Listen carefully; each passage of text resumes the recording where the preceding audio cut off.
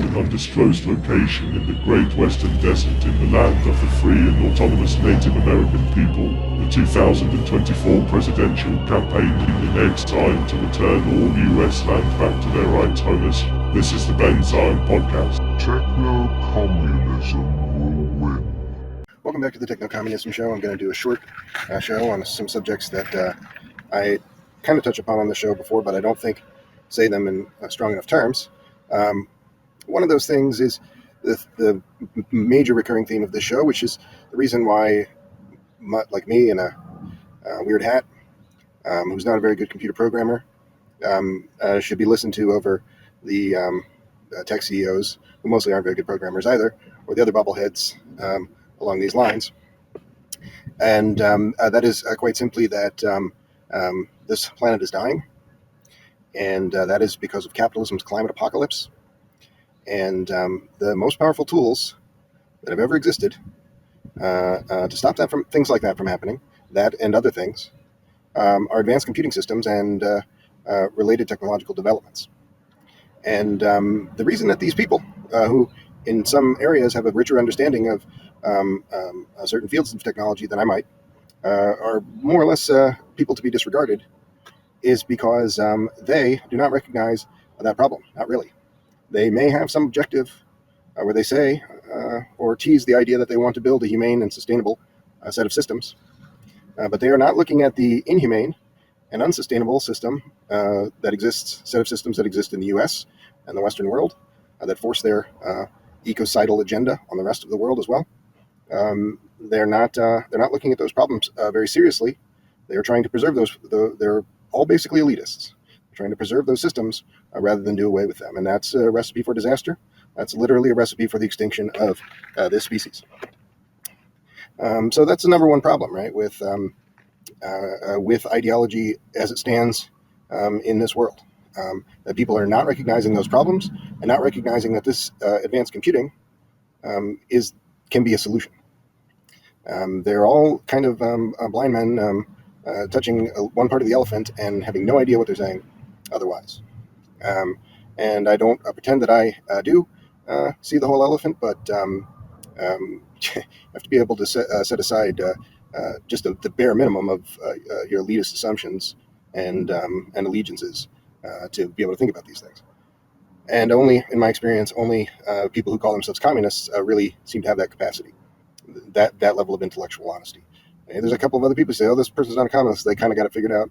Okay, you got me. But as a class, the communists in the West, or people that I interact with, English speakers for the most part, are the only people who seem to even have know their ass from a hole in the wall. So the second big problem is more specific to the kind of stuff that I read. I've probably listened to about 50 podcasts and or read 50 news articles on this specific subject a month, and scan about 100 so more on this specific subject, which is a popular subject of recent months.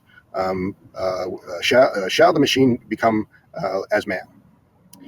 When will this emerging advanced computing be able to emulate and act as a human being and supersede human beings? It's a very, very moronic question, and the reason is simply this. Okay, I don't want to be the bearer of bad news, but you're not that smart. How do I know that you're not that smart? Because you're a Homo sapien like me. I'm pretty smart. You probably know more things than I do in some subjects, but let's just agree that we're both dumb as fuck. We're all fucking idiots. So why, to begin, are we thinking of this advanced computing system not as something that would maybe make us better than just a bunch of monkeys with grenade launchers and toxic chemical barrels rolling around that might make us smarter than that? Why are we, instead of thinking of this as an extension of ourselves, an improvement on ourselves, why are we thinking of it as just this mechanical Turk gag, this thing that is going to be like us and wow us? How is that an objective if you're building something to be wowed? This is a serious question because the people who ultimately win this thing, and it does come down to techno-communism or techno-fascism. That's the two choices that present themselves in the next few decades. The people who ultimately win this thing are going to be the people who are able to set aside entirely that idea of artificial personalities and simply build things that can do stuff that other people can't do.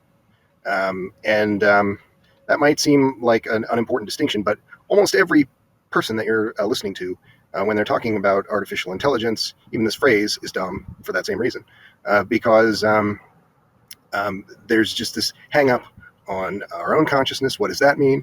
Is this other thing going to be conscious? There's no thinking of a human being outside of this humanist framework very much, where a human might be able to improve themselves, or that's fundamentally why I'm a transhumanist. But that's a little bit of an aside. The point is that artificial superintelligence or artificial general intelligence are not meaningful concepts so much compared to just building a toolbox that gives you 1,000 much more powerful tools that you did not have before. And I'm reminded of, and I can't think of, this is largely a conversation about machine learning and large language models. And I'm thinking of a large language model leading CEO, and I can't think of their name or the company. But this person commented in an interview when asked about the artificial intelligence singularity, basically that every part of this marketplace and every part of this fascist system, the fascist systems of the West, are more or less tasked with holding that back. These kind of powerful tools. So he was asked, what are these powerful tools? What is the implications of artificial general intelligence? What happens when large language models can kind of run circles around people in the office? And he said, this kind of thing could have easily been happening a long time ago. and if we really had companies that were trying to do all of these things and not just put funny little dog faces on videos of you, stupid things. But actually doing useful things, because that is most of what the capitalist economy, the thing that people at the Transhumanist Party or futurists generally are going to, the hill that they're going to die defending on. That is generally what it is. Little dog noses on Instagram videos. It's just shit. Even the stuff that's not to do with computing at all, it's just consumer shit. So, this person basically just pointed this out. And this person, about as hardline of a capitalist as you're likely to meet. So even fascist sympathizers recognize that the fascist system that they live in is not well suited to win that fight, to really build those tools. So the people who will actually think in those terms and build those tools will be people probably in China. In my experience, Chinese people, they're a little smarter than you. No offense, but you think that you're intelligent, right? But you're upholding a system that's killing the planet, and telling yourself and listening to propaganda that says there's nothing you can do about that. There is something you can do about that. You can encourage people to organize, take revolutionary action against that system, and you might consider throwing in a little bit about advanced computing.